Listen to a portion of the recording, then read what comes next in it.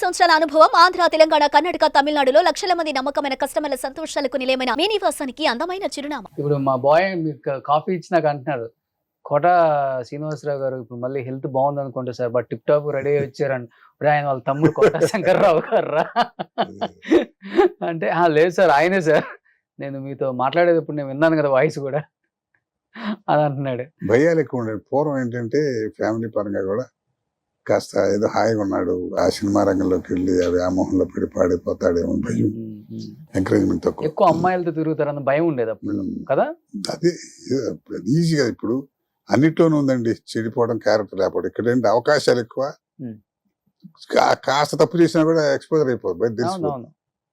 ఇప్పుడు మిగతా వాటి టీవీలు పేపర్లు ఎన్ని చూడట్లేదు మనం, అమాయకంగా ఉన్నాడు కూడా పెద్ద రేపులు చేస్తున్నాడు. ఏంటంటే దీంట్లో సినిమాల విషయం ఎక్స్పోజర్ ఎక్కువ. కాస్త కొంచెం ఏదో చెప్పినట్టుగా 2 సినిమాలు వేస్తే ఏమో రోజు 1 లక్ష రూపాయలు ఇస్తారా అంటారు, అట్లా అట్లా. దీని పద్ధతి వేరు. ఇది రన్ చూడంగానే మంచిగాని చెడుగాని తొందరగా వెళ్ళిపోతుంది. అవును, బట్ విలన్స్ మీకు అప్పట్లో మంచి ఫ్రెండ్స్ అంటే రామరెడ్డి గారు కానీ, రామరెడ్డి, జయప్రకాష్ రెడ్డి గారు, జయప్రకాష్ రంగస్థలం నుంచి వచ్చినవాడు, అవును స్టేజ్ నుంచి వచ్చినాడు, ఏవిఎస్ బాలని, వీళ్ళంతా ఎల్వి శ్రీరామ్, వీళ్ళంతా మా సహజ నాటకాలు సహజాలు కదా. రైటర్కి ఇస్తారా, రైటర్లు అయ్యారు. అతనిది వేరే స్టైల్ అసలు రామరెడ్డి గారిది. రామరెడ్డి గారు అదే చెబుతున్నా కదా, ఆయన మహజాతకుడు అంతే. ఆయన లాస్ట్ వరకు టచ్ లో ఉన్నారా మీకు ఆయన? మోహన్ బాబు గారి సినిమా కూడా చేసాం, కలిసి చేసామండి. అడవిలో అన్న సినిమా కూడా ఇద్దరం బ్రదర్స్ గా చేసాం, తెలంగాణ స్లాంగ్ మాట్లాడుతూ. బాగా అంటే బయట ఏముంది, ఎక్కడ కలవటం తక్కువ కదా, నేను వెళ్ళి కలవటం తక్కువ. కలిస్తే మా చక్కగా శ్రీహరి కూడా చాలా బాగుండేవాడు మనిషి. ఇప్పుడు ఏమండి అని ప్రపంచంలో ఏమయ్యా అనుకునే ఈజీగా మాది, అందరూ ఒకటి ఏజ్. తర్వాత కుర్రాళ్ళకైతే మేము పెద్దవాళ్ళం, కానీ మనలో రామిరెడ్డి, భారణి, ఎల్వి శ్రీరాము, తర్వాత దివాకర్ బాబు, రెడ్డి దివాకర్ బాబు, మేమంతా.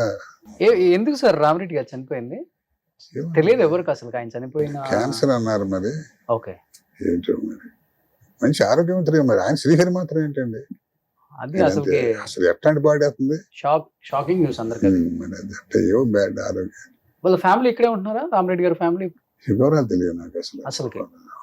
ఆ అమ్మాయి తెలుసు, శ్రీహరి భార్య ఆర్టిస్ట్ ఆవిడ, ఓ సినిమా చేసాం ఆవిడతో ఏదో ఇప్పుడు అట్టా ఆర్టిస్ట్ గా ఆవిడ కొద్ది పరిచయం, కానీ ఇప్పుడు కలిసి సెలవు అంటామే తప్ప మనకి ఏముంటుంది.